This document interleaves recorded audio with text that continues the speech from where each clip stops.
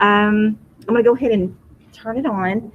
What we're going to do today, and this class is new to Westside, new to me, and so I am learning as we go as well. I know a little bit about film, obviously because I have had several years more experience than you watching movies because I'm several decades older. But a lot of the terminology and things that I'm not aware of, so I'll be learning as we go. So you'll see me sitting taking notes as you are. I have previewed the article that we're reading today. I have previewed the little bits that we're going to watch. Now, something I want to mention, last class meeting, we showed clips that you guys had sent me off, and I'm guessing you got them off YouTube. I was not able to publish the classroom because of those. It was copyrighted. And so they would not publish that. So what I'm going to do is make sure that I'm more careful. I mean, I'm not in trouble or anything, but I mean, they don't publish those, even though we got them off the internet, which is weird. But I will show what has been cleared by the ADE, which is in these articles and in these little film clips. There are several of them, and my only fear is that you may get tired of watching the clips. The clips have to do with what we're reading, what we're understanding, so it kind of helps us. It shows us as it's telling us, if that makes sense. So we'll have a little break between them. I don't want to just sit here and show you clip after clip, but there are, as I said, there are many, and this one in particular. The other two for the week are very short, and so we might even get to those until Friday. We can read both of them in probably 10 minutes. So we'll spend our majority of the time this week on this article. So I'm finding this is, let me share the classroom code for our new people first. It is 6CCT3QQ, and we will do everything through this. I do think I said that you all would need like notebook and paper. I guess that's just my age. I'm afraid not to tell you to get that because it's like we might need that, and it's always good to have a piece of paper and pencil. What you will need is the book Hidden Figures, because I don't have copies of those. We'll be reading that second 9 weeks, so everyone needs to get a copy. You might check out Thrift Books. Amazon has them for $9.98. You can, I don't care if it's used, new, borrowed, whatever, but that will be the only thing you have to purchase for this class. All right, so giving y'all a chance to get into classroom. Today, as we watch this, you'll be needing to take notes in your journal, and I will be taking notes. I will be writing them just because I'm old school, and I'd rather have them. It helps me to learn them if I write it out. So I'll be doing that. You can take notes on your computer. And by the way, we do have a new, not that I have to worry about this class, but we have something called GoGuardian, and it's going to enable teachers, it's going to enable me to make sure everybody's on task. And so I can see that, make sure everybody's not like playing a video game or chatting or whatever else is, all the fun stuff out there is to do on the internet. I will be doing that as well. So just do what you're supposed to do will be great. We do have a built-in tech time in this class. Typically we take it 5 minutes in the middle of the class. So I think that's probably going to be needed because, again, we're seeing a lot of clips. I have previewed the clips, and they are for this classroom. The Department of Education picked them out. There is one curse word, and he said it's so unnecessary, but anyway, it's the guy that's talking to us, and he just kind of throws it in there. And I think it's almost probably just because it's habit, maybe, because it adds nothing to what he's talking about. He could have just as easily used the word stuff, and he didn't. But other than just a little bit of, I don't think you're going to see anything worse than you would on previews at a movies. It's like, just little bits of violence. Nothing too bad. Just wanted to kind of warn everybody about that. And there's one I'm not going to show you at all because I watched it and I just said no, we're not watching that one. So is everybody on? Got the classroom code and we're on? You guys new on? Yes. Okay.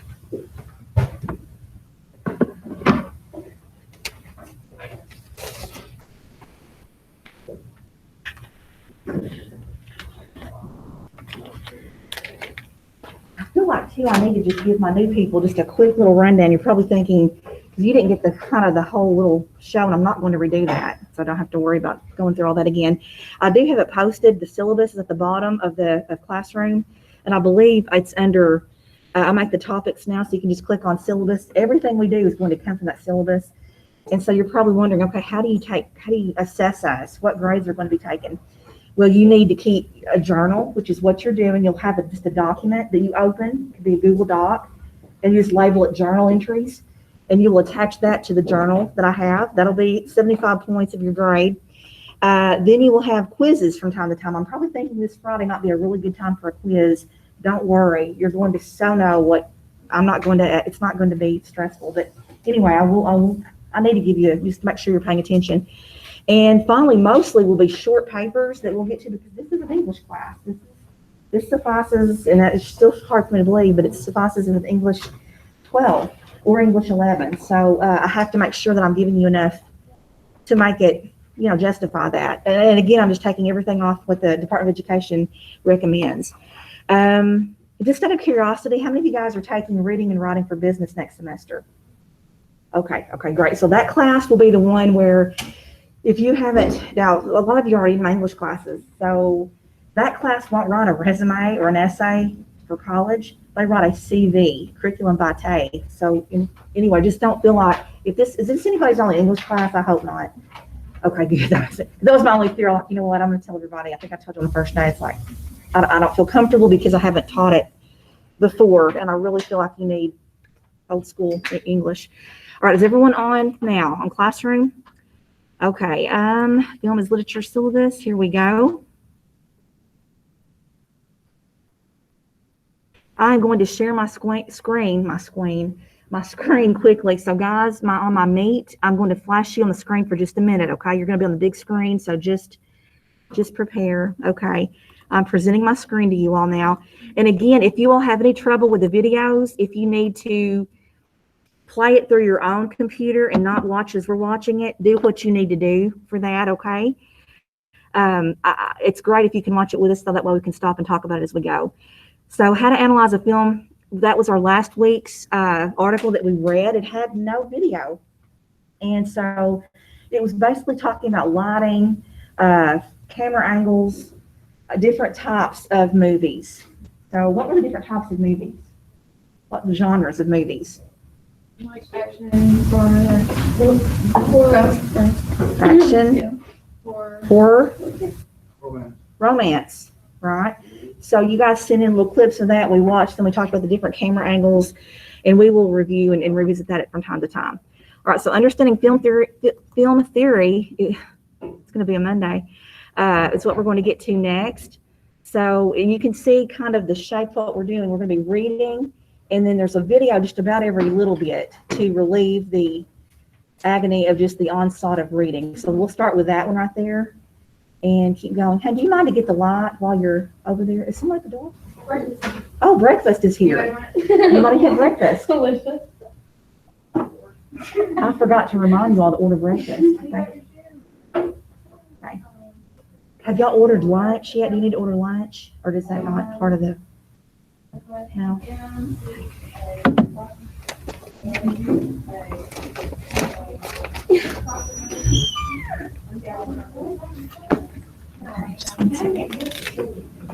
Wait, is that? Oh, this says she don't want boyfriend. She said she didn't want boyfriend or husband. She has both. Okay. Okay, guys, so this is Understanding Film Theory, an Essential Guide by Jason Hellerman. Oh, I'm sorry. Basic knowledge of film theory could be your ticket to making a compelling argument, a classic film, or winning at Jeopardy, so read on. All right, tell me, and this is very conversational as it's written, tell me if this sounds familiar. It's a Friday night, and you and your group of friends are exiting the movie theater. You saw a new release, and everyone is jockeying to get their opinion out. It can be hard to articulate the way you feel about a movie or TV show besides the typical good or bad gut reaction. Sometimes you want to say more about a film or TV show. Or maybe you want to write, direct, or produce. It's important to have a baseline of film theory so you can properly analyze what's in front of you. To dissect a film and understand the context can take years of training, but you've been training without knowing it. Every time you watch a new show or movie, you're building an internal database. You have something to base your reactions on, and over time, your tastes grow. If you want to work in Hollywood as a creative or even critique film and television for a living, film theory is extremely important. In this post, we're going to learn how to put that training of consuming media into action by learning about film theory. All right, so what is film theory? According to the Routledge Encyclopedia of Film Theory, Film theory is a set of scholarly approaches within the academic discipline of cinema studies that question the essentialism of cinema and provides conceptual frameworks for understanding film's relationship to reality, the other arts, individual viewers, and society at large. Okay, what's that talking about? In layman's terms, film theory is a way of breaking down movies and television. Here is another in-depth film theory definition from Britannica. Well, we're not going to read that one. All right, theorists break them down to analyze them according to their place in society. The better you get at reading films, the more meaning you can put into your work. You can't create a unique film or television show without a basic understanding of what came before you. So how does one analyze a film or a TV show? All right, so today we're going to be talking about these things: realism, classical, and formalism. All right, so under realism, it is non-professional actors, with exceptions to this, no special effects, on-location sets and props, minimal editing, natural lighting, documentary style. Can you guys give me any example of realism in today's television or movie venue?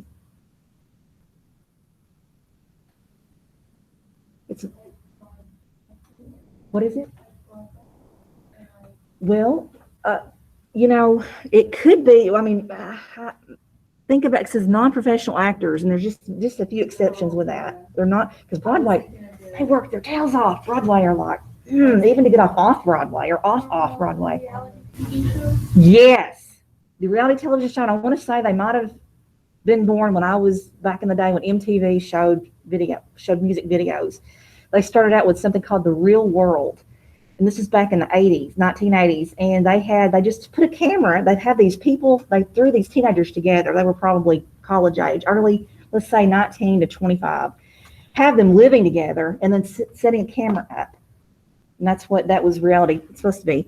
All right, classical is professional actors. You have minimal or no special effects, on location or in studio, editing used for time lapse, lighting and sound used to create a mood. All right, so we have a lot of classical. Typically, classical movies, the older movies are all under, the black and white movies are all classical. Formalism is newer. It has professional actors, relies heavily on special effects. Editing speeds up or slows down time. Lighting and sound create exaggerations and breaks the illusion of reality. Can you all give me an example of formalism from a movie or even a TV show? I was just thinking more movies. Speeds up, slows down time, special effects. Yes, the Marvel movies. Oh my goodness, yes, absolutely formalism. All right, shots. Now we kind of looked at shots a little bit, but notice you've got a bigger list of shots now. You have an extreme close-up, probably uncomfortably close. Get out of, you can see their moles and I don't know, their nose hairs. Close-up is just, original. Medium shot, full body, long shot or wide shot.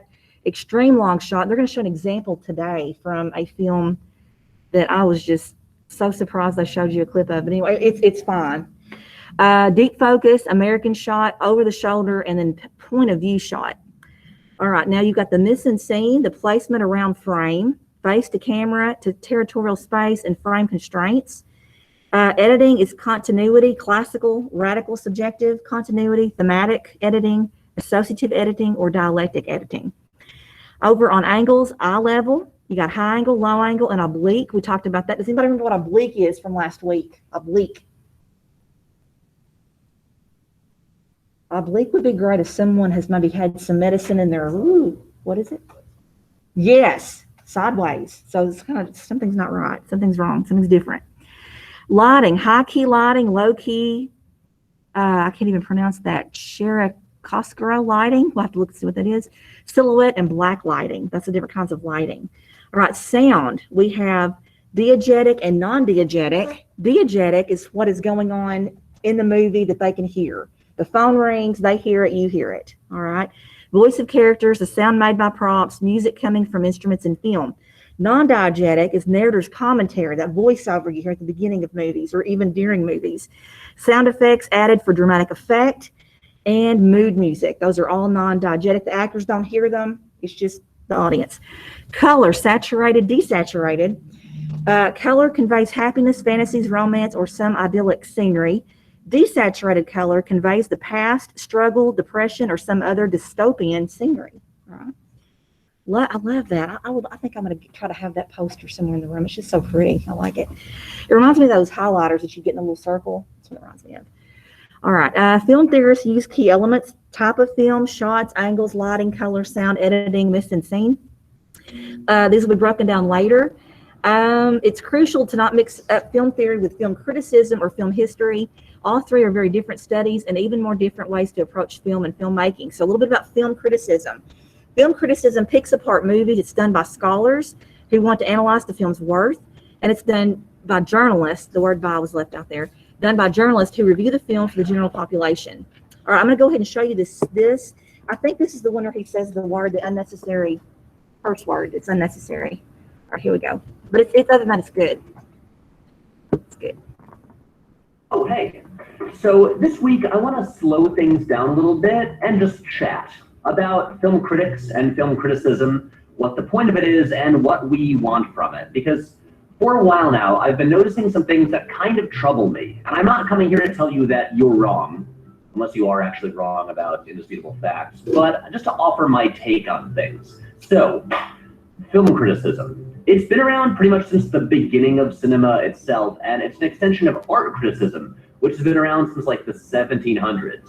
Now, right up front, I want to clear up some misconceptions that I know some people have. Critics are not bought or bribed. Disney does not pay off critics to trash DC movies. It's not like bad reviews hurt Suicide Squad's box office, so why would studios waste money on that? I mean, sure, they would like good reviews because it helps with marketing, but no critics are actually being paid off by studios.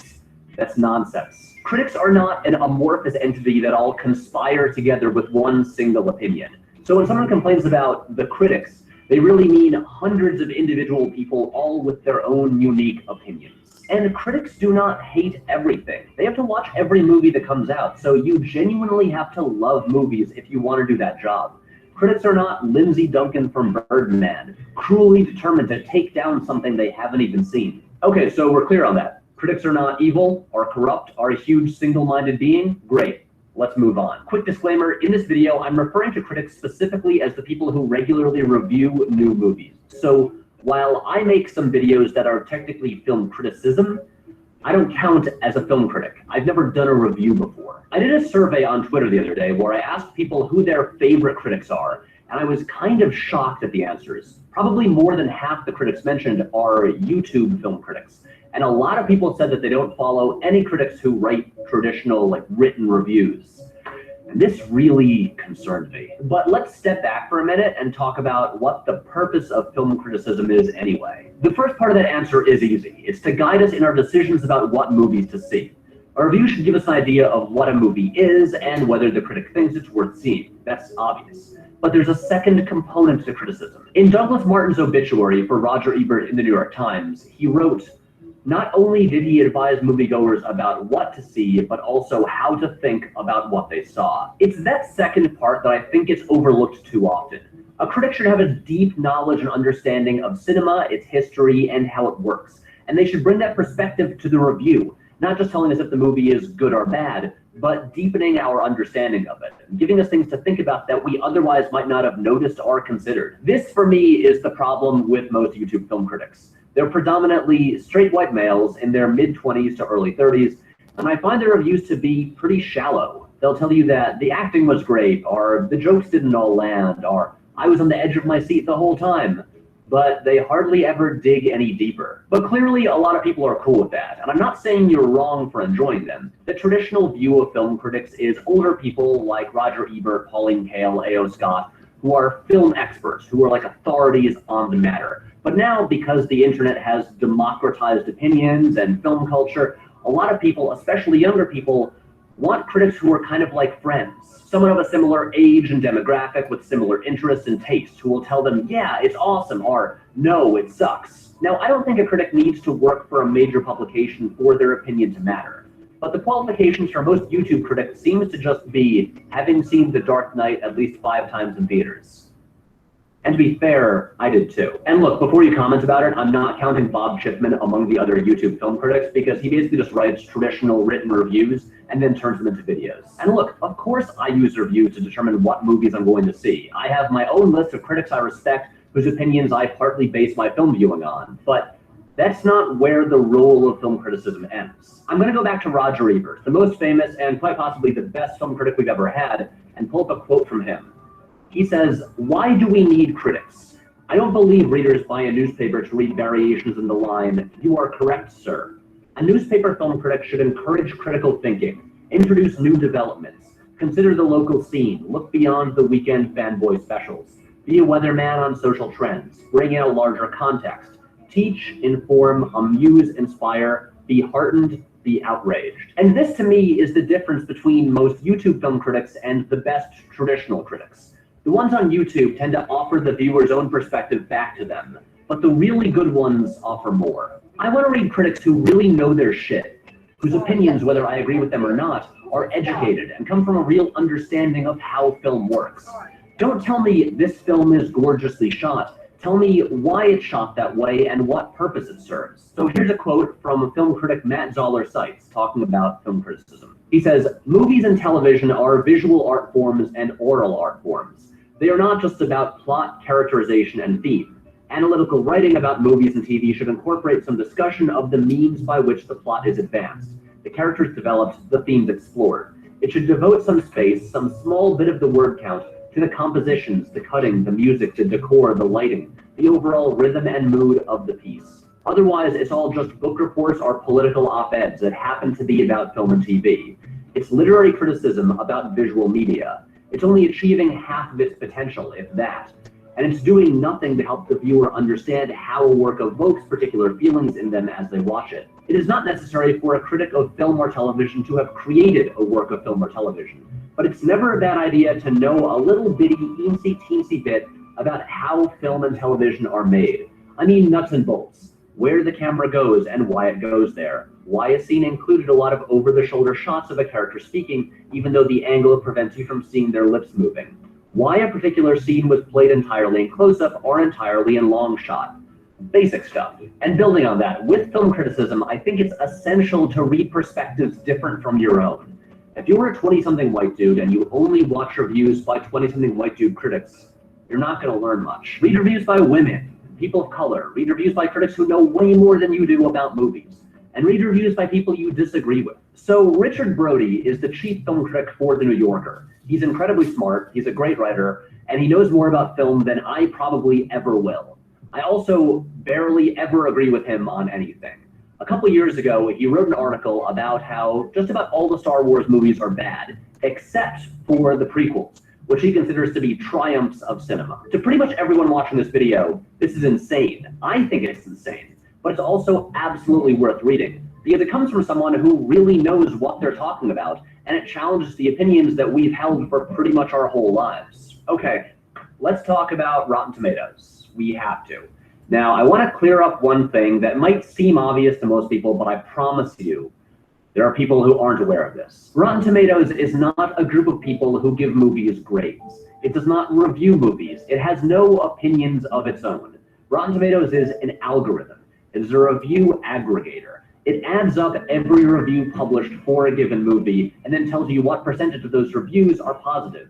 And the score does not necessarily reflect quality. It's really a reflection of how broad a movie's appeal is. So Thor Ragnarok has a 92%.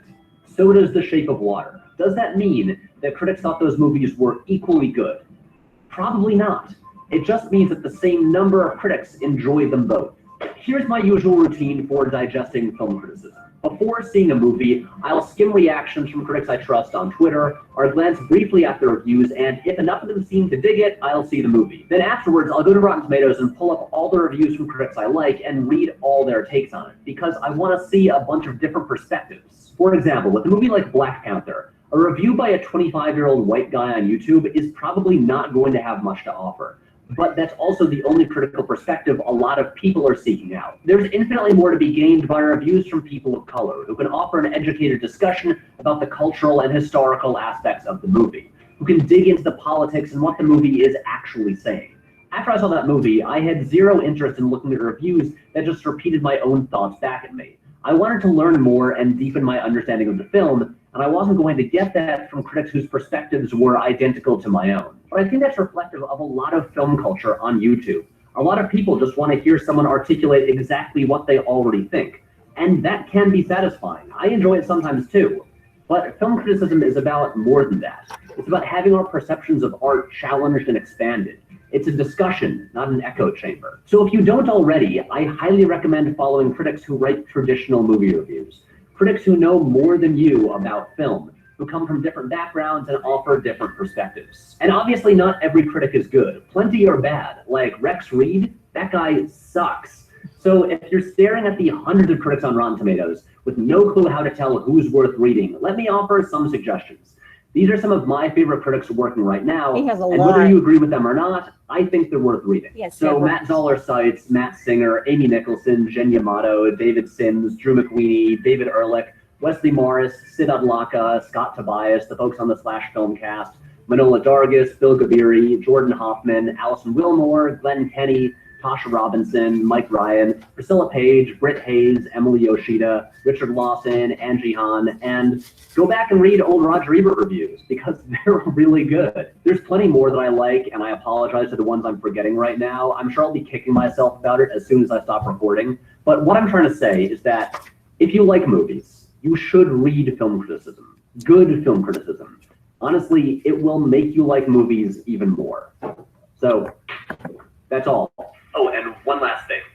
CinemaSins is terrible. It's absolute garbage, and it actively hurts film criticism. So my recommendation is to not watch it. That's all. Bye. Okay, so a couple of things we learned there. First, tell me something that you learned from that you did not know. Any one thing. The Rotten Tomatoes. Okay, so what did you think? Okay, all right. Okay, so that's something that I wrote that down too. Is very interesting to me. Anything else? So okay, so what about, let's see, film criticism was a branch off of art theory, art criticism, also from the 1700s. I wrote that down.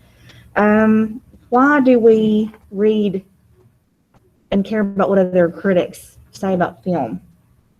What does it do for us? Why should we go beyond reading something that echoes what we already think about film? Why is it good to read other people maybe a little different from us, their opinion on it? Absolutely, the different perspective, because if all we're doing is just seeking out our friends and people, similar demographics, that's what we're going to get right back. Okay, let's see here. Film history. I'm going to check on my real quick, guys. I'm going to put you on the screen really fast. Y'all doing okay? We're all able to watch that okay? You guys are able to watch the film? Okay, great. All right, now that's going to be the others I'm going to show you all have film clips, and they're very fast-paced. I mean, I thought he was very well-spoken and knew what he was talking about, but the others are more, you don't even see the person speaking. It's more voiceover with film clips. And I'll show you what it's talking about. All right, so film history, what is it? It chronicles the journey of cinema from its start to the present day. Film history tracks landmark changes that go with the passing of time. So if you hear someone taking a film history class, that's what they're doing. How to read a film. So you pop your Blu-ray into the player and you're ready to get started. The first thing you're going to want to do is to pay attention to the best film. And that doesn't make sense. You're going to want to do is to pay attention to. Oh, to pay attention. Okay, I didn't read that sentence right. That's a weird sentence. The first thing you're going to want to do is to pay attention to. We should not end our sentences with prepositions anyway. The best film analysis may require you to be pretty liberal with the pause and play buttons. You're looking for choices made by the director, cinematographer, and editor that clue you into the emotional response and messaging of every scene. But how can you tell what they want you to feel? Sometimes it's not as easy as listening to the swelling score. Robert Ebert, often credited as the man who brought criticism to the masses, uses his cheat sheet to break down a film. All right, in simplistic terms, right is more positive, left more negative. Movement to the right seems more favorable, to the left, less so. Okay, now what is he talking about? He's talking about what? Movement of what? The camera? Yes. The future seems to live on the right, the past on the left. The top is dominant over the bottom. The foreground is stronger than the background. Symmetrical compositions seem at rest. Diagonals in a composition seem to move in the direction of the sharpest angle they form, even though, of course, they may not move at all. Therefore, a composition could lead us into a background that becomes dominant over a foreground. Tilt shots, of course, put everything on a diagonal, implying the world is out of balance.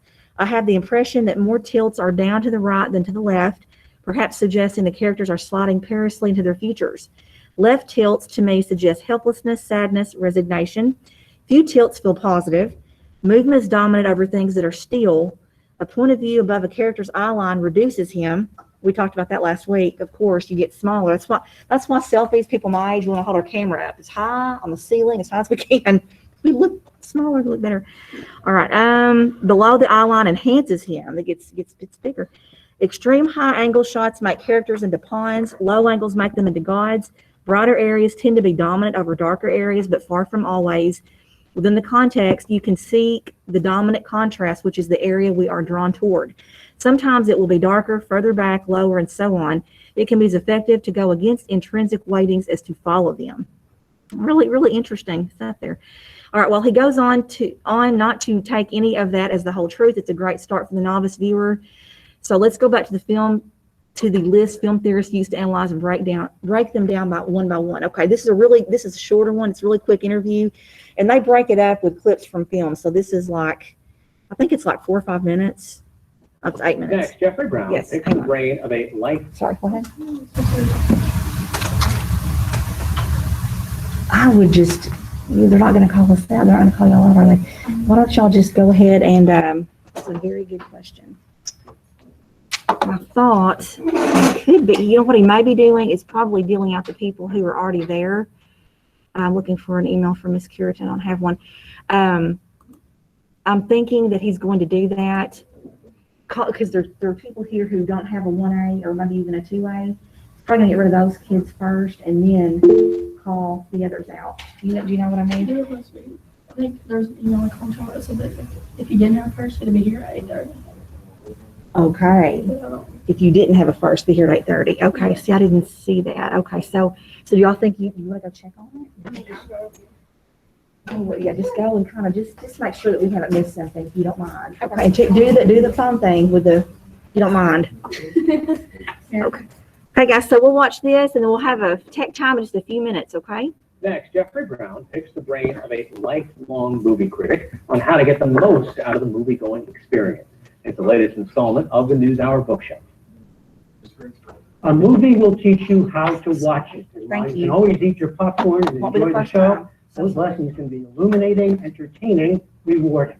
That's the guiding spirit of a new book titled Talking Pictures, How to Watch Movies. Author Ann Hornaday is chief film critic at the Washington Post.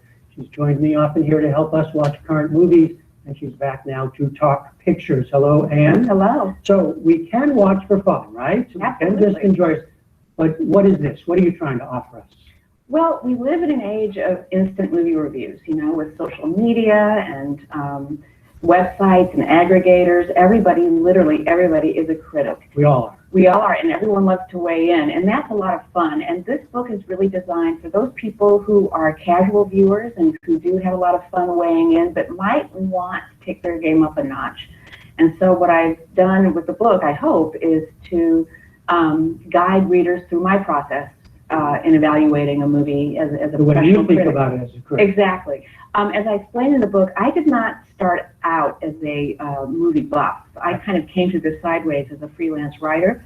So I've actually learned to watch movies sort of on the job. And in many cases, that means through my interviews with filmmakers like writers and directors and actors and different craft people. And they've really taught me a great deal about this medium and how to appreciate it. And so a lot of their wisdom is included in the book. Okay, so the fun of this, and we're going to have some fun. Oh, with yeah. this, is go through the categories of filmmaking. I asked you to pick a few examples. We're going to start with screenwriting. This is the great opening scene from the 2007 film Michael Clayton. Okay, let's take a look. 2 weeks ago, I came out of the building, okay? I'm running across 6th Avenue. There's a car waiting. I got exactly 38 minutes to get to the airport, and I'm dictating. There's this panicked associate sprinting along beside me, scribbling on a notepad, and suddenly she starts screaming, and I realize we're standing in the middle of the street, the lights change, and there's this wall of traffic, serious traffic speeding towards us, and I freeze. I can't move. And I'm suddenly consumed with the overwhelming sensation that I'm covered with some sort of film. And it's just in my hair, my face, and it's like a glaze.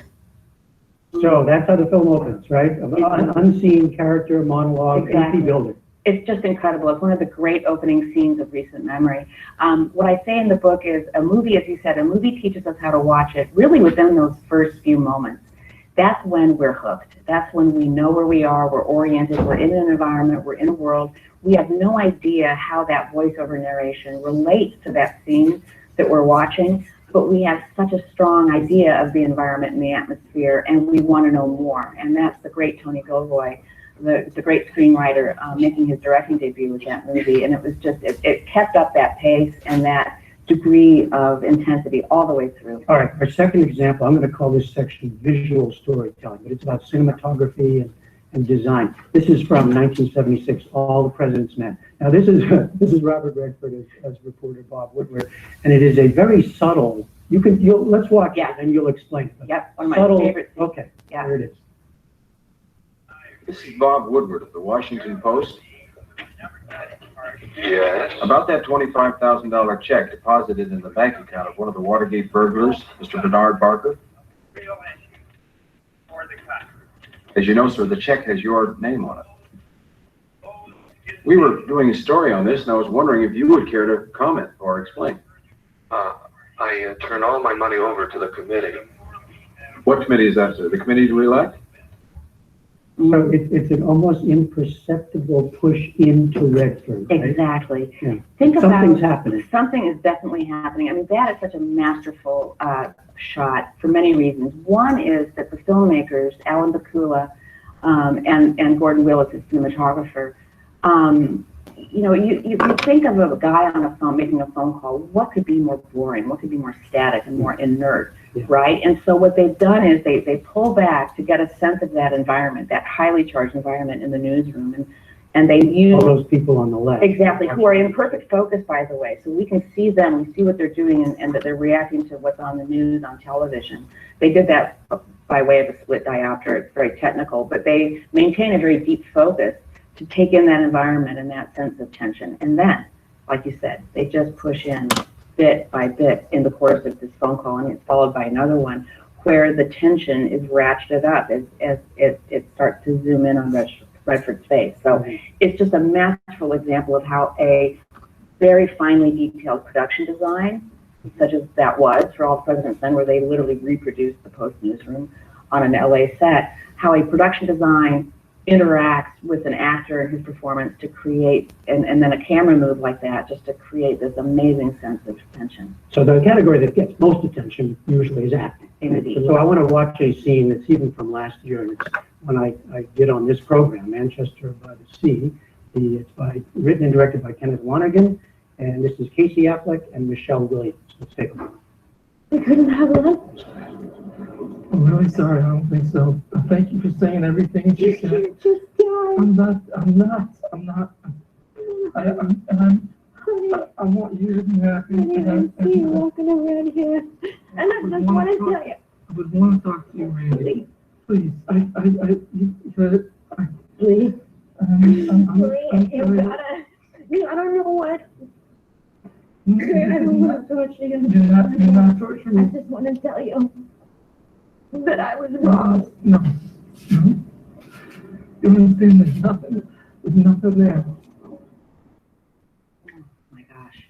There's very few words even spoken. in this film. Exactly. And that scene, I don't think anybody finishes a sentence, That's right? right. And that's by design. I actually, you interviewed Kenny Lonergan Yeah. and I interviewed Casey and Michelle about him as a writer, saying, what is it about his screenplays that makes them different? And they said he spelled everything out, including all of those ums and uhs. You know, what people are saying on the surface is just surface, and it's really the tip of a very, very deep and fraught emotional iceberg. And so he's giving those actors something to play that in the hands of a good actor, they can invest all that subtext in. And so that's just a great example of screen acting at its finest, which is really all about just honesty and truth in the moment and playing that subtext.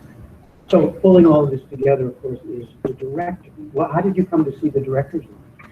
Well, you know, in interviewing the filmmakers that I did over the years, the two words that kept coming up were taste and tone. So if we go back to that screenplay as the founding document of a movie, it's the director's job to realize that to its fullest potential.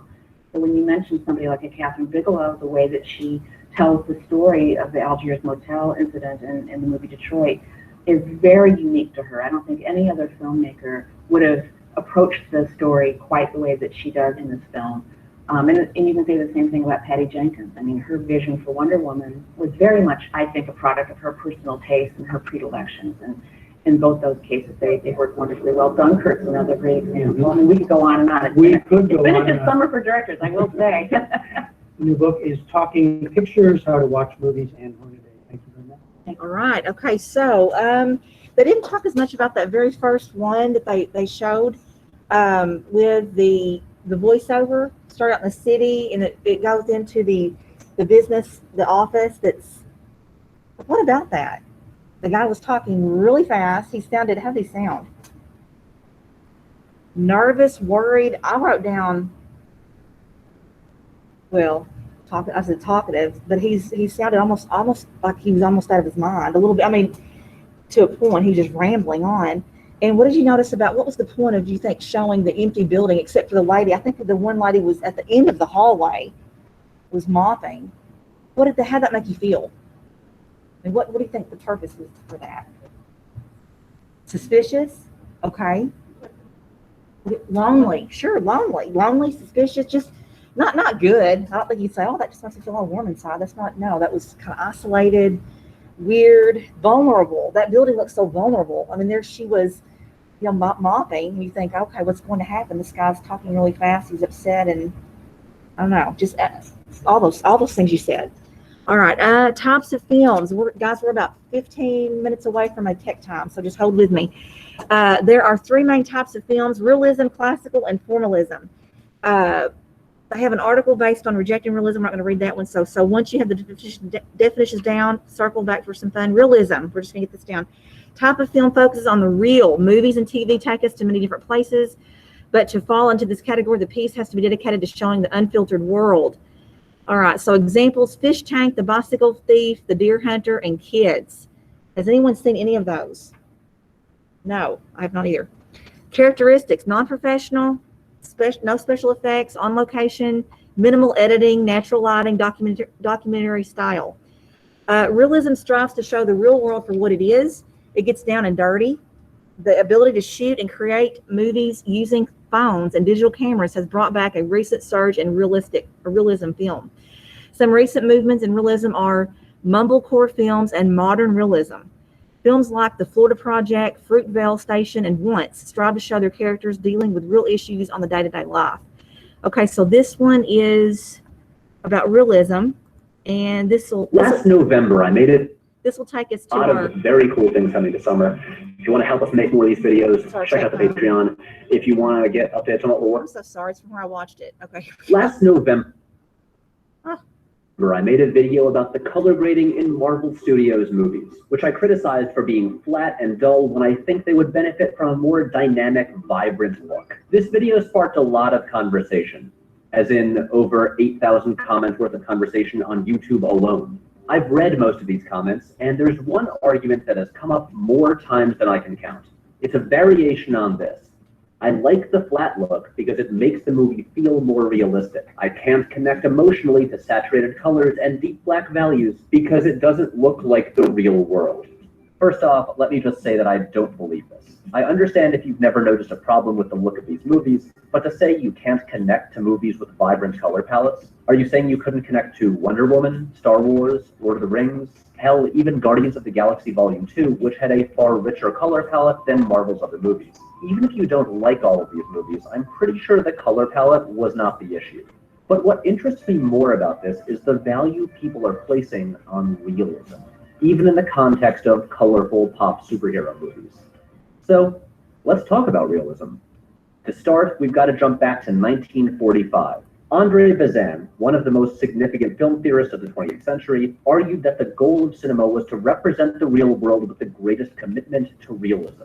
He advocated the use of wide shots, long takes with the camera at eye level, and limited editing, essentially to create the perspective of a person observing the events. So something like Jean Renoir's La Grande Illusion was his idea of the best use of the medium. He was very much not into, say, German Expressionism, which is dumb because that stuff rules. From a modern perspective, this idea of solely wanting cinema to recreate reality seems kind of short-sighted and dismissive of the vast potential of the medium. Another film theorist of the time, Siegfried Kracauer, expanded on this discussion by drawing a distinction between two main tendencies of cinema: realism and formalism. These two tendencies were best represented by French filmmakers working in the earliest days of cinema. On the realism side, there were the Lumiere brothers, making films that were essentially static shots of real-life events.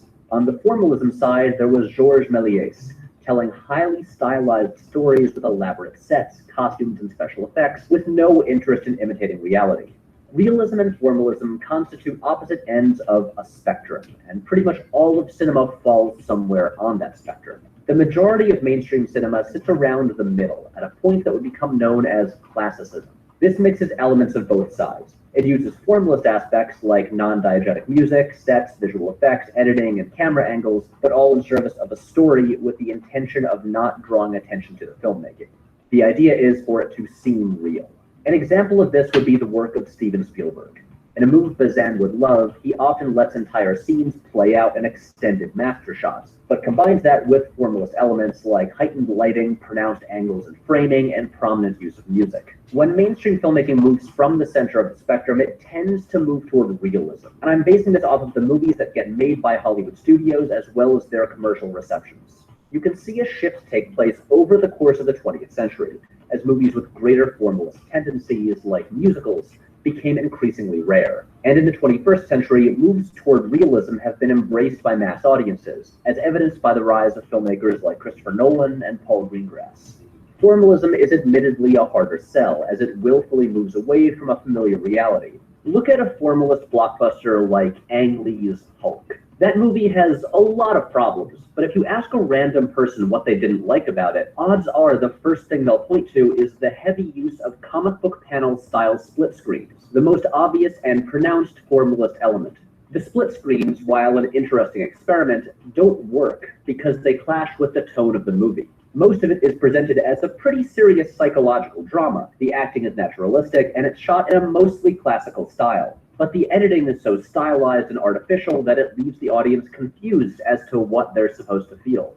A similar technique works perfectly in Edgar Wright's Scott Pilgrim vs. the World. The stylized editing fits neatly with the heightened comedic tone of the film, and since the story is told from the point of view of the emotionally immature title character, the comic book style presentation makes sense. These days, it seems for more formalist movies to succeed, they require either the validation of major awards, like with La La Land, or they have to come from a director who is a known quantity, like Wes Anderson, who, it must be pointed out, has moved further down the spectrum toward formalism with each successive film. So let's talk about the most extreme example of formalism in mainstream American cinema in the 21st century. A movie that was soundly rejected by audiences upon its release, but that I will happily proclaim as a masterpiece. The Wachowskis' 2008 film, I remember when the trailer for this movie dropped, and the confusion and derision with which it was met. A major repeated complaint was that it looked like a cartoon. Well, yeah, that's the point. I mean, looking at any frame of it, does this seem like a movie that has any interest in recreating reality? The entire thing is Bazin's worst nightmare. And why is that a bad thing? This is a movie clearly set in an exaggerated sci-fi cartoon world. It's about a family of car racers whose last name is Racer, and the main character, a guy whose entire goal in life is to drive cars really, really fast, is literally named Speed. Even on paper, nothing about this is realistic. As unreal as the world is, the one thing that is totally authentic is the emotions. This movie is achingly sincere. The characters' motivations are big and broad and over the top. They state their beliefs bluntly and without a hint of irony. It doesn't matter if racing never changes. What matters is if we let racing change us. Speed loves his family. He loves his brother who died in an accident years earlier. He loves racing, the artistry of it, and the feeling it gives him. Speed Racer is about cartoon characters in a cartoon world full of oversized emotions. So, on a formal level, what's the best way to execute that? Well, by making everything about the visual presentation and storytelling equally big and bright and unreal. Aesthetically, the color palette, costumes, and set design are all exaggerated to cartoonish levels. Everything is hypersaturated, and even the depth of field appears to be infinite, not imitating human eyesight or any kind of camera lens in existence. And the filmmaking itself doesn't follow any classical model of visual storytelling. Space and time are willfully manipulated, with shots melding into one another to the point where you can't tell where one ends and the next begins. And at the climax, the euphoric emotional peak of the movie, the style moves even further away from realism into complete surrealism, becoming a symphony of color and movement and sound that match the oversized emotions of the characters. So what I wonder is, how would realism improve this? When the characters and world and story are already so over the top, shouldn't form follow function? For a story about a hyperactive guy named Speed Racer, obsessed with driving cars fast, doesn't it make sense to tell it with bright colors and constant motion, making a movie that looks and feels the same way he probably perceives the world? If you're gonna make a Speed Racer movie, I wouldn't want it any other way. See, what's more important than realism is verisimilitude. In other words, a movie's inner truth. A movie doesn't need to adhere to some imposed concept of reality, simply its own concept of reality. Every movie essentially creates its own reality, and in its opening minutes gives the viewer an understanding of how that reality functions and the rules by which it operates. What matters is maintaining the verisimilitude and sticking to its own rules.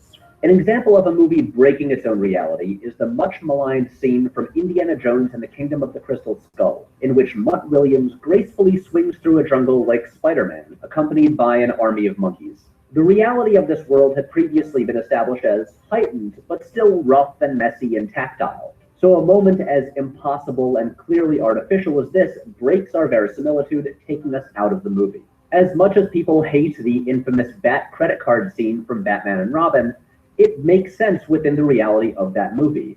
But put that same moment in The Dark Knight, and it would shatter our verisimilitude. Now, Speed Racer, as unrealistic as it is, lets us know in the opening minutes what rules it's playing by. As soon as we see this shot, we know what kind of reality we're dealing with. And once we accept that, we're fine, and the movie never breaks the immersion.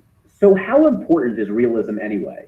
Is it, as Bazan argued, the ultimate goal of cinema? Well, talking about this in 2017, I think it's pretty clear that it isn't. Realism is an approach, just as formalism is, and great filmmaking involves knowing when and how to choose the right approach. Speed Racer opened in theaters the same summer as The Dark Knight, and you couldn't ask for two better counterpoints. One is the most realism-focused blockbuster of our time, the other the most formalist. One was the highest-grossing film of the year, the other one of the biggest flops. I love The Dark Knight. I think it's a brilliant film, but in terms of filmmaking, Speed Racer is the one I find more interesting. By plunging headfirst into formalism, it does new things with the medium, showing us things we've never seen before. And in my opinion, it chooses the best possible way to tell that particular story. Audiences are attracted to realism for the same reason they're attracted to sequels. It's familiar, they understand it. But if cinema is going to keep evolving and moving in new directions, we need to be able to embrace formalism. Making something realistic doesn't always mean making it better. So what does this have to do with Marvel and color grading? Well, Marvel's movies already sit slightly to the formalism side of classicism. Looking at their shot choices, use of visual effects, and general production design, these are clearly not focused on realism the way Nolan's Batman movies were. And the general tone of all these movies is upbeat and fun. So having slightly more vibrant colors would not suddenly plunge this into Speed Racer territory. If anything, it would enhance the tone and style the movies have already achieved. As much as realism might seem like the priority, sometimes a little bit of formalism can strengthen a film's verisimilitude. And by now, I think I've used those three words enough for one lifetime. So let's end it here. Okay, so I want to show that. Cool beans. Okay, so we will take that. We'll go ahead and have our 5-minute tech time break, and we'll come back. And when we come back, we're going to take a little bit of time to make sure our notes are updated on our journal. I'll give everybody a chance to do that, and may ask you to define, you know, with your maybe with a partner or something, some of the words like verisimilitude, formalism, things like that. I want you to be able to kind of word them in your own words, like define them in your own words. All right, so I'm going to go ahead and set the timer for 5 minutes. My virtual, you're on the screen for just a minute. Y'all ready to Okay, so we're gonna take a 5-minute tech time, okay? I'm gonna set the timer. There you go.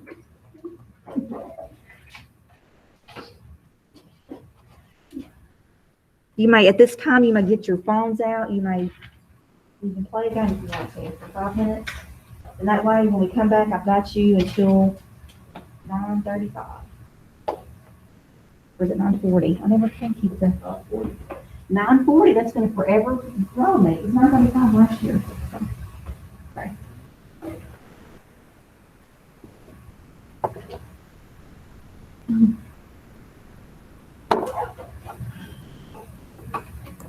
Okay, you guys are not on the screen, but I'm gonna stop presenting for just a minute until we get back, okay?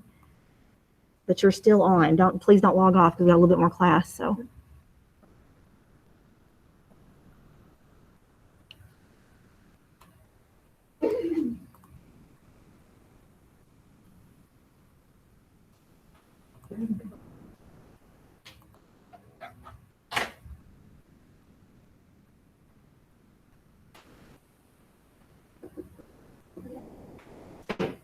I gotta get up. I'm sorry, I have to stretch. You do whatever yes, it's a good time to do that. Unfortunately, I don't have as much getting out of our seat as I used to because I'm trying to keep us, but absolutely get up when you need to and stretch. It's a long time to have to sit.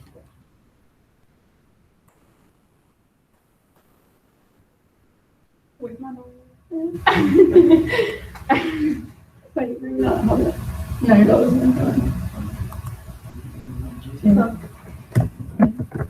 You're hungry? You want hungry? Just kidding. Just kidding. I didn't know. Like, before the picture. Yeah. Okay. Just kidding.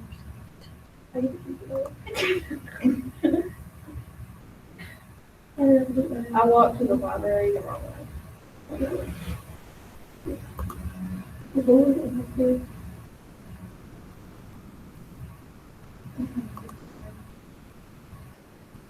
Did it? I'm wearing a lot.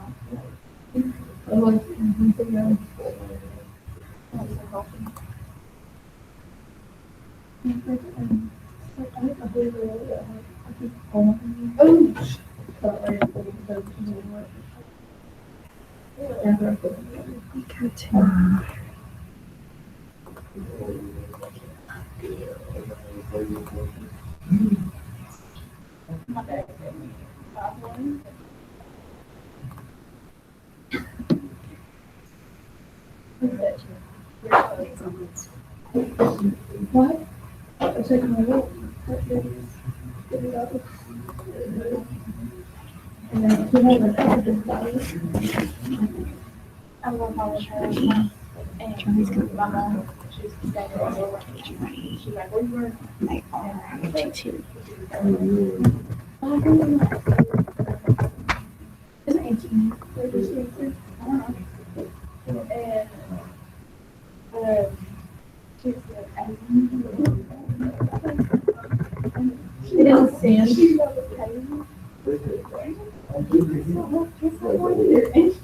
Yes, ma'am.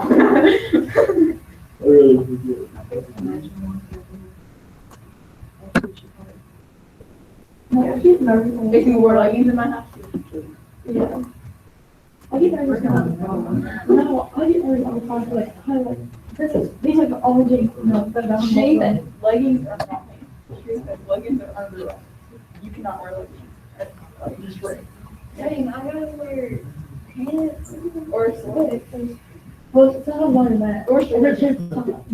If they're too tight. I'm not clean.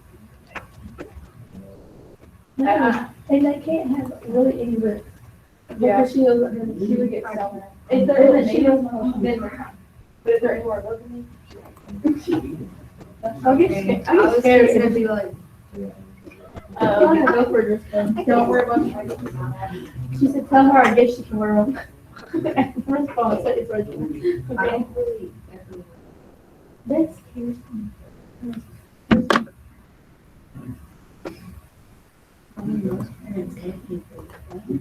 If you're like, I think she's, you're like,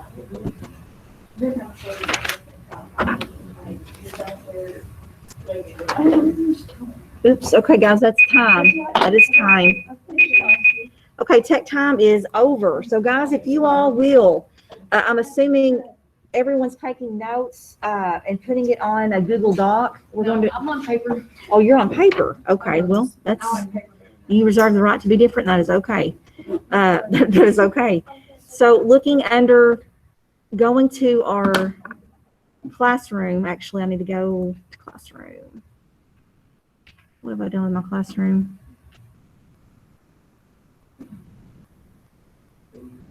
Okay, let me go and open it again. I have messed it up. Let's see.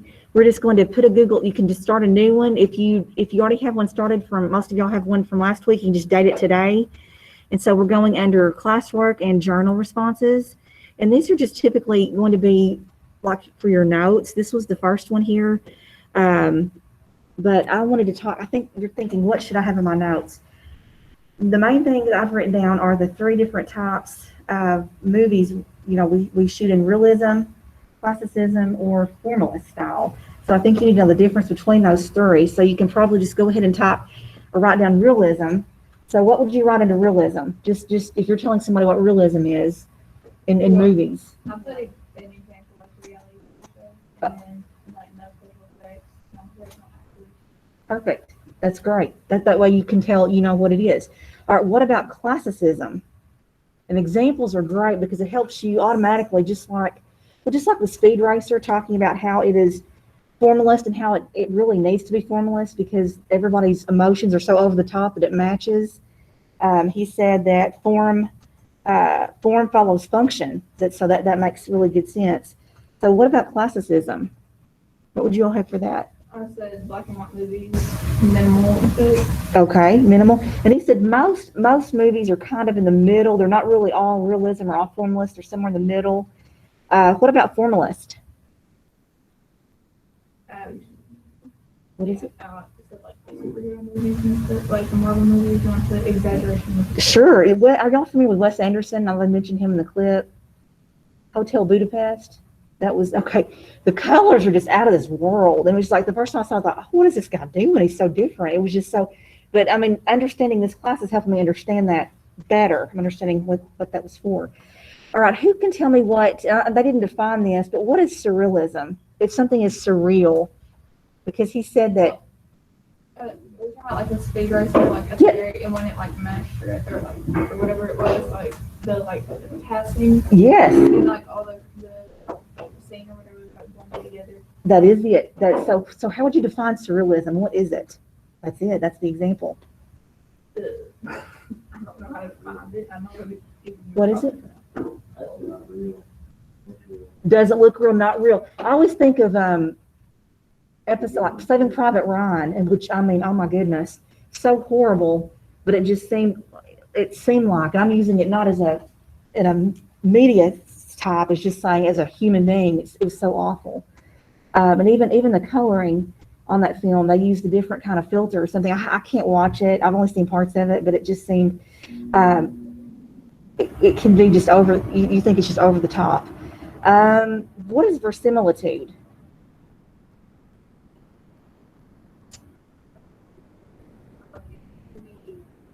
If a movie is like it's based on, Yes. you don't want to counteract by thinking something's surreal, there's something there, Perfect. and then it messes up the. Excellent. And that was the problem with Hulk, which you guys might not have seen that one. I did. I had it back on, I don't think it was a VHS. I think it was actually a DVD, maybe. But it was, I remember that. I remember thinking, well, there's just something I put my finger on, but that's what it was. It didn't match the, just the heartfelt emotions of what he was going through. Having gotten that and then turning into the Hulk and just what all it did to him matched with that cartoonish top, almost making fun. It just didn't match. So the verisimilitude does have to match realism, what's true to the movie. And that from the very beginning of a movie. They tell you, a movie teaches you how to watch it, right? It kind of sets up the rules at the very beginning. Okay, anybody have a question or comment? Y'all doing okay on this? I know, and you're probably thinking, oh, well, all lessons about this. No, but this is just heavy because it's the beginning of film this class, we're setting up, everything is teaching us how to talk about things later. We can't just start watching films now and analyzing, because we don't know how. I don't know how. I mean, I know I might think I do, but I don't.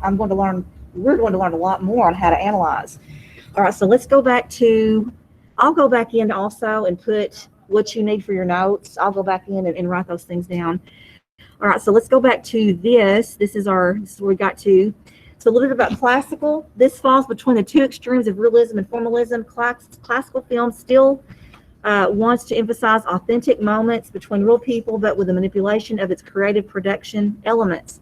Lone Survivor, Citizen Kane, The Godfather, Trainwreck, and Spotlight. Now, I'm pretty sure you've seen, out of those, you've probably seen one or two, maybe. No, haven't seen any of those? Okay, I've seen 1, 2, 3. I've seen 4 out of the 5 of those, minus Lone Survivor. I've not seen that one. All right. So here we have professional actors, minimal or no special effects, on location or in studio, editing used for time-lapse, lighting, and sound used to create mood. So most drama movies you watch fall into the classical category. Remember, classical in form, not to be confused with the kind you watch on the classical Turner classic movies. But lots of those classic movies are also classical. Okay, this is just really short, and I don't even have to show it to you. Although y'all, Steven Spielberg, he's just talking about how his kids, they don't want to watch black and white movies. They're like, oh, he's like, come watch this movie with me. And he said the first question they ask, is it black and white? And if he says yes, he makes them watch them. He said after the movie, they are so glad they watched it, because he said within 15 minutes of the movie, they're captivated. Now, one thing about the older movies you may or may not have noticed, how many of you guys have seen a black and white movie like Gone with the Wind or, Wizard of Oz? They show the credits at the beginning a lot of times, and they don't get in a hurry.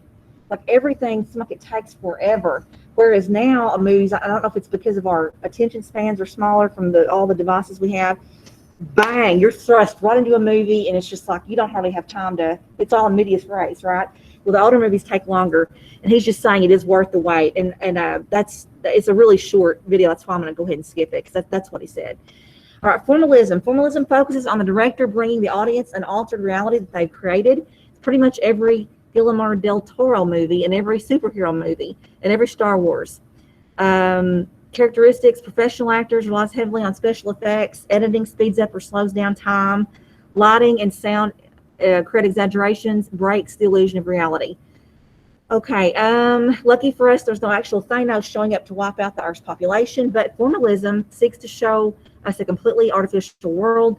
A lot of times these movies are why we go to the theater. They're also responsible for the rise in animation for adults. This is how you apply film theory to Rick and Morty. We're skipping this one also because it's just not good. I watched it last night and she moves her lips. It's not worth watching. So we're going to move on. All right, shots. I mean, there's no film clips in it at all. It's like it's not finished. I don't know. Shots. There are 10 kinds of shots. Extreme close-up.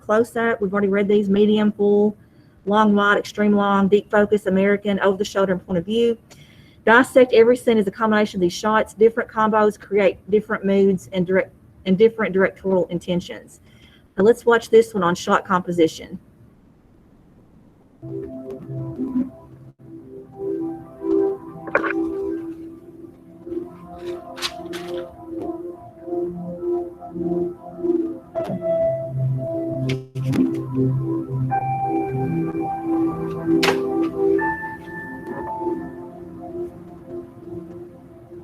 Because of its unique blend of images and audio, film is a complex storytelling medium.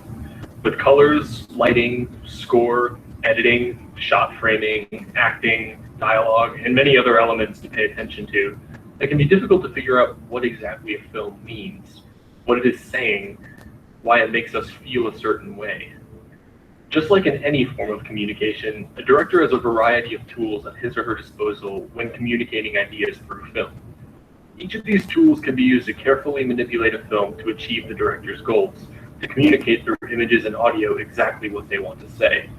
Gaining an understanding of these tools, both how they work individually and how they work in tandem with other tools, can make it easier to extract meaning from a movie.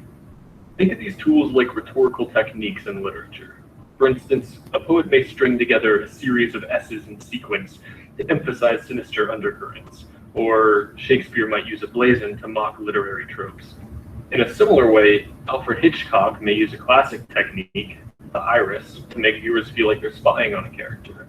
Or Steven Spielberg might choose a specific camera angle for a shot that communicates a character's terror when faced with a dinosaur. These sort of techniques allow a director to make a statement, to create a specific impact. By breaking down these techniques, we can begin to understand what that impact is. Today we'll be looking at shot composition, one of the essential tools in a director's repertoire. I've said this already, but I really need to emphasize that when analyzing film, we don't just look at all of the techniques a director uses in isolation. We take all of the pieces, all of the tools, and examine how they work together to achieve a particular effect. However, in order to do this, we need to understand those individual pieces so that we're not overwhelmed with visual and auditory information. Even though we will be focusing on shot composition for this video, keep in mind that it can influence and be influenced by the other techniques a director may choose to implement. With that in mind, let's narrow our focus to shot composition. Composition is one of the building blocks of film. It refers to the arrangement of characters and objects within the frame, the relative positions, sizes, and prominence of entities within the shot. A director can manipulate the composition of a shot in order to create an impact, to influence the viewer's perception of what is on screen. It can inform us of relationships between characters, highlight specific character traits, and generate an emotional response from viewers. Not only is shot composition an effective tool for conveying a message to the viewer, it's also essential for just making a film look good. There's a reason composition is a basic technique taught in art classes. In much the same way that a painter composes his piece to be visually appealing and interesting, a director composes his shots to maintain his viewer's attention. While a director may opt for busy composition in some instances to get a point across, a muddled mess of objects and characters is confusing and visually unappealing. A film is a string of pictures, and by understanding what is happening within those pictures, we can begin to understand film as a whole. Take this shot from Spielberg's Saving Private Ryan. Pause the video before I analyze it to try to pick things out for yourself. Your interpretation may be different from mine, and that's absolutely okay. We're just trying to get used to examining a shot and deriving meaning from it. Notice the guns forming a barrier between the standing soldier and the three sitting on the steps. It creates a visual divide, one that may reflect events happening within the narrative. Why would Spielberg choose to use guns specifically? Yeah, they're soldiers, so it makes sense within the film's context. But perhaps Spielberg had more in mind when composing the shot. Perhaps he wanted to make a point about how war tears individuals apart or something like that. Why is one soldier standing and the other three sitting down? Does it further enhance the divide between them? Does it serve some larger role within the context of the film? These sort of questions help us to examine composition, to derive meaning from it, and to interpret the film. The Spielberg example is pretty straightforward to analyze. I chose that particular shot because the compositional decisions are pretty easy to pick out. Because of this, it's somewhat simple to analyze the composition of that shot. I may have stretched a bit at times, but it's still pretty clear what Spielberg is getting at. There are instances, however, in which compositional decisions are more subtle. Sometimes it can be more difficult to pick out what a director is getting at with his shots. It's also important to keep in mind that some compositional elements may not even be deliberate decisions. Authorial intent is a difficult question, and there's a never-ending debate on whether it even matters. For our purposes, we won't be concerning ourselves too much with this question. Right now, we'll examine the composition of shots and not worry too much about whether the director intended a certain impact. Instead, we'll just attempt to understand that impact in the first place.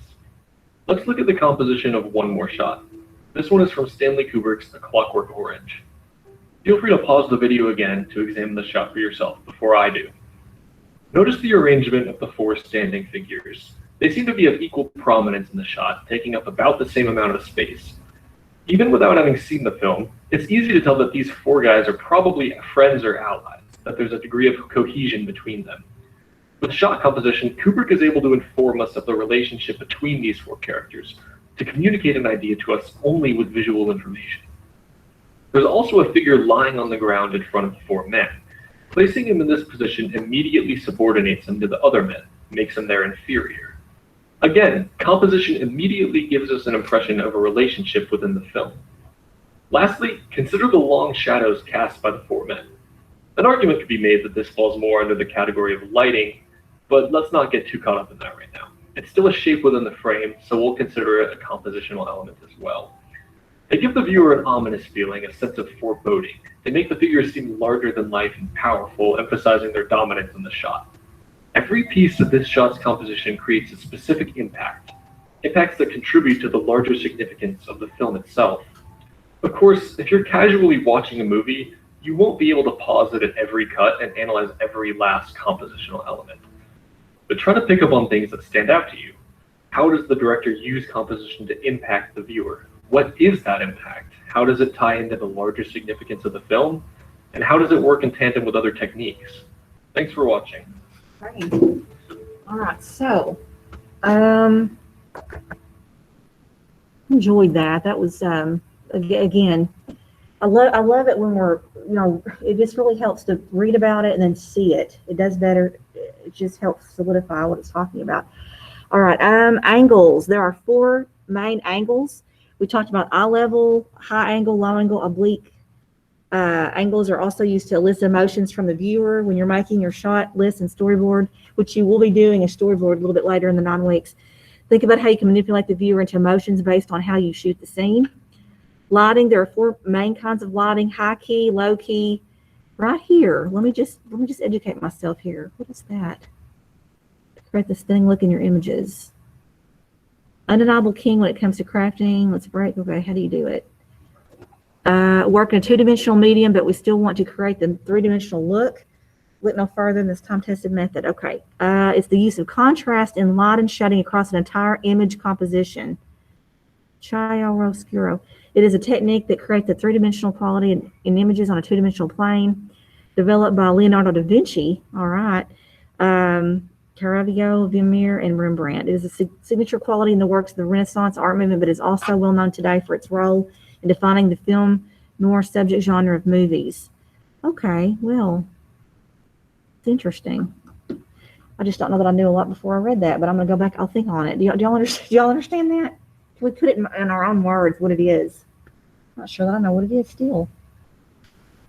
I know it has to do with 2D, 3D, and you're getting it. Shadows, tell us, because you're getting it. What about it? Yes. Why can't they just tell us that? Yes, that's it. So that's what that's called. That's what that is. Using shadows for what purpose? To give an effect. All right, cool. A manipulation. All right, because I'm not ashamed to say when I don't know, I want to look it up and know. I hate not knowing things. That was actually on my list. Hello, guys. I'm sorry I slung you on the screen. Okay, and now I've also gotten rid of where we were. So hang on, let me go back really quickly. We just have a little bit of time, maybe time for one more. This here. Let me go back to where we were. So sorry. Okay.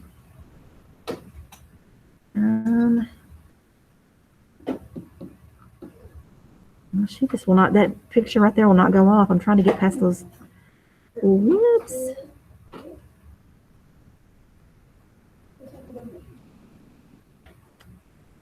Okay. Here we go. Yes. All right. Silhouette black lighting. Okay. So each version of the lighting sets a mood. Think about the genres of the movies you love. Comedy and noir are lit with different ways to get different moods. The better you get at making movies, the more you can blend these styles for fresh and unique ways to draw an audience. Like in Game Night, I'm not showing that one because it's just a lot of, what is it? Well, I mean, it's just got a lot of language. I mean, I watched it. I'm like, I can't show that. So I'm not showing that. Even though this is put on, the ADE did, I mean, this article was there and I pulled it. We're not watching that. So color, there are two main kinds of color. Saturated conveys happiness, fantasies, romance, or some idyllic scenery. Think about the frames in Willy Wonka. How many of you guys have seen Willy Wonka?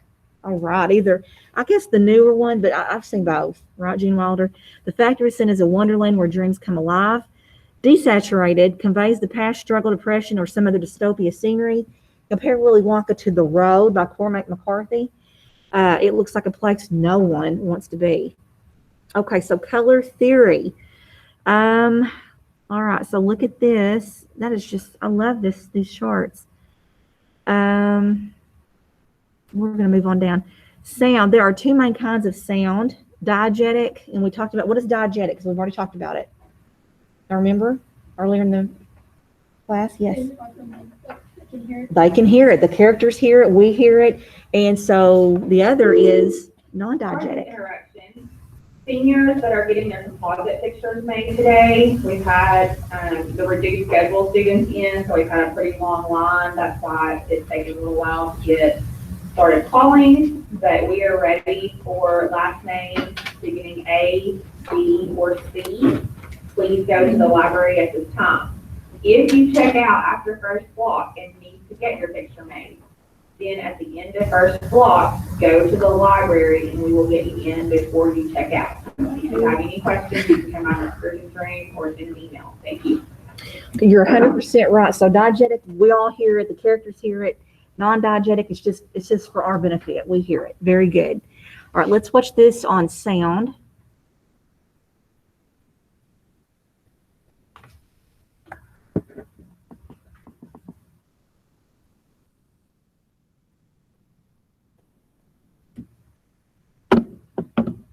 Okay, that's nothing I'm doing. When it's doing that, it means it's buffering. So it's just, and I think it's because we're showing, it'll stop in just a minute. It just takes a little bit longer to load, I think, for some reason.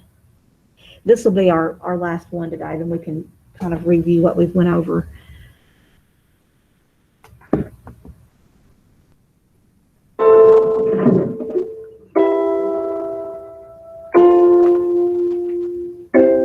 So far, everything I've talked about in this series has concerned the visual component of cinema. Shot composition, camera angle, editing, and cinematography are all subcategories of this component. But film isn't comprised entirely of images. There's another entire dimension.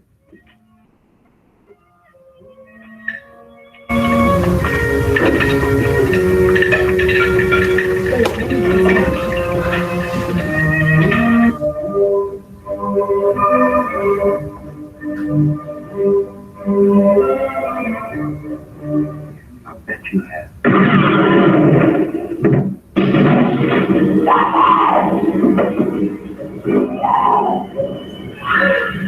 Here's Johnny. Sound. Most people would probably rank visuals higher than sound in terms of importance, but that's not always the case. Oh, didn't kind of catch your breath there from that. Yes, that was. Did Kubrick do that one too? Stanley Kubrick? I think he did. I think that scene, someone had told me that I think the lady playing wife. Sound can often be just as critical as images in creating a movie's effect. David Lynch, who directed Mulholland Drive and Eraserhead, said that films are 50% visual and 50% sound. Sometimes sound even overplays the visual. Oftentimes, a film's audio is just as culturally significant as the images it accompanies. The classical music used in 2001: A Space Odyssey, for instance, is probably just as recognizable as some of the film's most memorable shots. The most important thing to keep in mind is that every component of a film, from the smallest... Oh, heavens. Unless we haven't had this all period, that would be... We would just have to do something else. That's all I can say. We just have to do... Oh, I was going to say that he made her do that like 100 times, and then I think he ended up... Details of the most obvious visual technique is an inalienable piece of the movie. We can't fully understand the impact of the film unless we consider it in its entirety. Sound is a part of this entirety. Although it might sometimes fall to the wayside in favor of visuals when we analyze movies, sound is still a piece of the puzzle, and without it, we won't have a complete picture. With that in mind, I want to explain a few key things you should keep in mind when analyzing how sound contributes to the effect of a film. The first thing I want to talk about has to do with whether the sound is a part of the world contained inside the film, or if it is one step removed from it. There's a term in filmmaking that explains this characteristic of sound. If a noise is diegetic, then it's a part of the film's world. It might include dialogue, or a gunshot, or a radio station playing in a car. Anything that actually exists within the film. Non-diegetic noises, on the other hand, exist outside of the film's world. They're anything that couldn't be heard within the actual scene. They might include voiceover or background music. Whether a sound is diegetic or non-diegetic can have a significant effect on the impact of a scene. If you see a group of soldiers making a charge on the battlefield with epic music playing in the background, that might generate a dramatic, emotional tone. If there's a shot of some people sitting in a car with the radio playing, the diegetic sound might work to create a grounded, realistic atmosphere and help the viewer to insert themselves into the scene. This characteristic of sound can also have some thematic significance.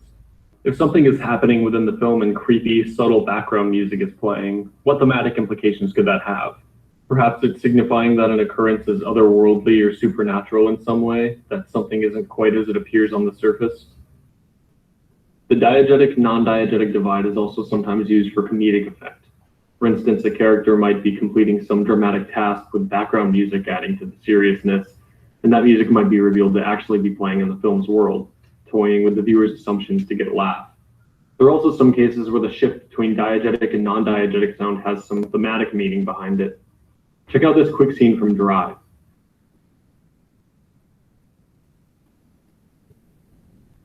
Have y'all seen this one? I haven't seen this one either.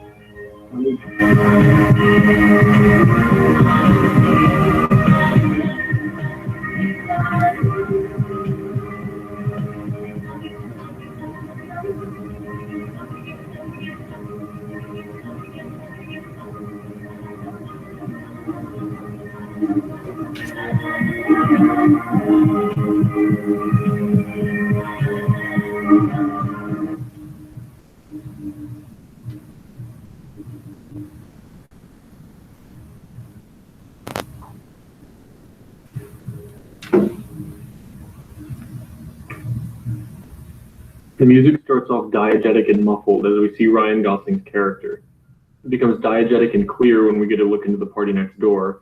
It becomes non-diegetic for both characters, and then returns to being diegetic and muffled as the two characters talk in the hallway. Perhaps the initial shift from diegetic and muffled to diegetic and clear expresses Gosling's desire to be with the woman, as it plays in the background when we see him, but becomes a clear sound when we get a glimpse of her, as if she's echoing in the back of his mind. Or maybe it's meant to signify the increasing distance between the two characters, as the music that exists in her reality is obscured for him. Perhaps the shift to non-diegetic for both settings signifies their mutual feelings for each other. Whatever the effect is, this shift in sound plays a fundamental role in shaping the texture of the scene. Keep this diegetic idea in mind when analyzing sound. Think about how it generates the scene's atmosphere, how it might build towards some message of thematic significance, how it's used for comedic or dramatic effect, and how the shifts in the diegetic status of the sound build towards the film's message. Another dynamic critical to a movie's impact is its use of sound effects. Oftentimes, sound effects are used alongside images to build towards a particular atmosphere. A dripping faucet or a ticking clock might be used to heighten stress in a particularly tense scene. The rustling of trees might be used to generate a natural, organic atmosphere. Juxtaposition can also be an incredibly powerful tool in filmmaking, and sound effects can be critical to a film's ability to pull it off. Sometimes sound effects are juxtaposed with a scene's ambient noise. That natural noise that I mentioned might be interrupted by brutal violence and gruesome sounds, shocking the viewer and keeping them on edge, and maybe working towards some thematic point about the harsh, unpredictable nature of nature. Sometimes the image on screen is juxtaposed with the sound accompanying it. In Hitchcock's The 39 Steps, for instance, a woman's scream is replaced with a train whistle. Perhaps this is used to signify how the woman's horror is drowned out by her overwhelming surroundings or something like that. Sound effects are also employed to aid in transitions. This technique is sometimes referred to as a sound bridge. Nerdwriter has a great video on transitional sounds in Scott Pilgrim vs. the World, and I definitely recommend checking it out. The gist of it is that sounds are often used as a cutting point between shots, helping blend different scenes of Scott's life together into an unending string. This is important because the film itself is about how Scott is just drifting through life without paying much attention to his actions. When analyzing sound effects, consider how they work alongside images to generate an atmosphere, how they're juxtaposed both with other sound effects and with visuals to create an effect of thematic significance, and how they're used to transition between shots in a smooth, meaningful way. The last broad concept concerning sound that I want to talk about is its absence. Oftentimes, an obvious lack of noise can be just as noticeable, or more noticeable, than its presence. Films often employ silence in scenes of tragedy to emphasize the empty, shell-shocked feelings that characters are experiencing. They might throw in a heartbeat noise or some muffled dialogue, but oftentimes there's an obvious disparity between these climactic scenes and the other parts of the film. Silence is often used when a character does something embarrassing or unacceptable and attracts some unwanted attention as a result. A character might say something controversial in a bar or restaurant, and then all of the other patrons stop what they're doing to turn and look at them. This has been used so much that it's become a trope often used for comedic effect. An action sequence might have very little sound to raise its tension, like this scene from Drive.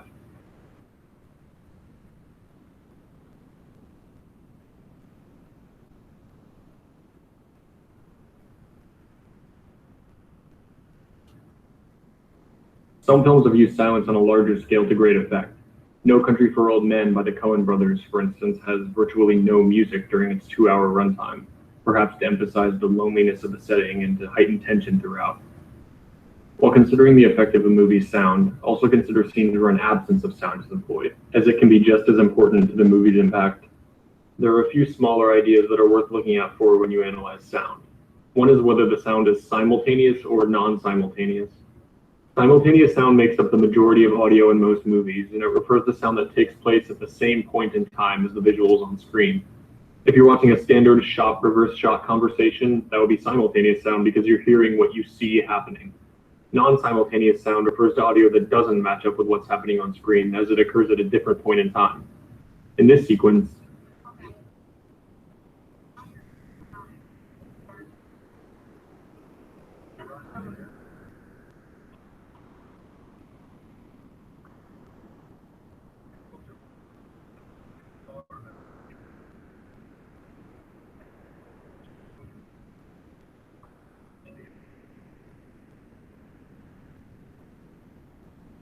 the actual sounds of the scene are replaced with phone conversations. Consider how a director might manipulate the synchronization between sound and visuals in order to influence how the audience views a sequence. Voiceover is a technique that can be used to establish a film's context or to create a rapport between the audience and a character, like this sequence from The Big Short. Well, and tranches. It's pretty confusing, right? Does it make you feel bored or stupid? Well, it's supposed to. Wall Street loves to use confusing terms to make you think only they can do what they do. If voiceover is used in a film, think about how it manipulates the movie's tone and feel and how it functions as a storytelling device. It can profoundly change how the audience internalizes a story, as being directly addressed by a character is very different from seeing an event unfold on screen. A sonic flashback is the reuse of a snippet of sound from earlier in the film, like this scene from Blade Runner.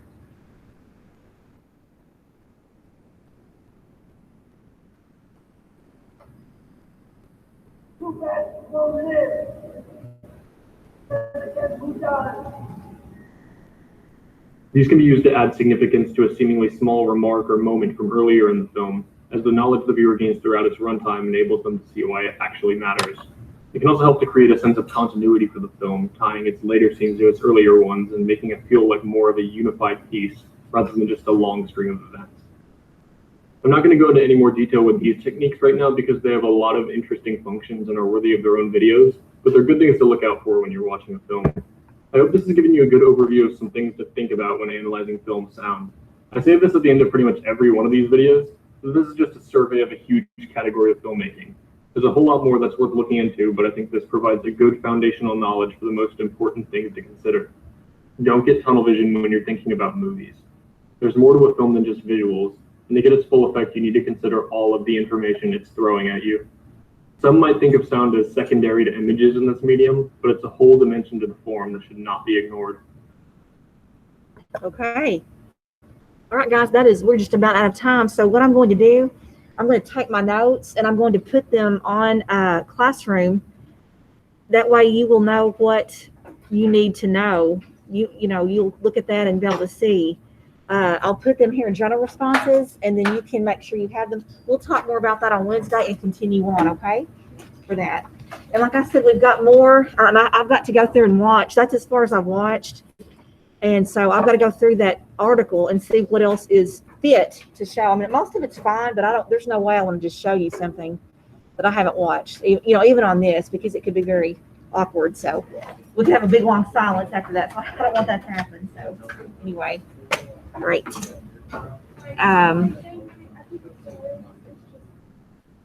Okay, so I'm going to go ahead and stop recording, guys, and the bell, we're just a couple minutes away from the bell. So do y'all have any questions or anything?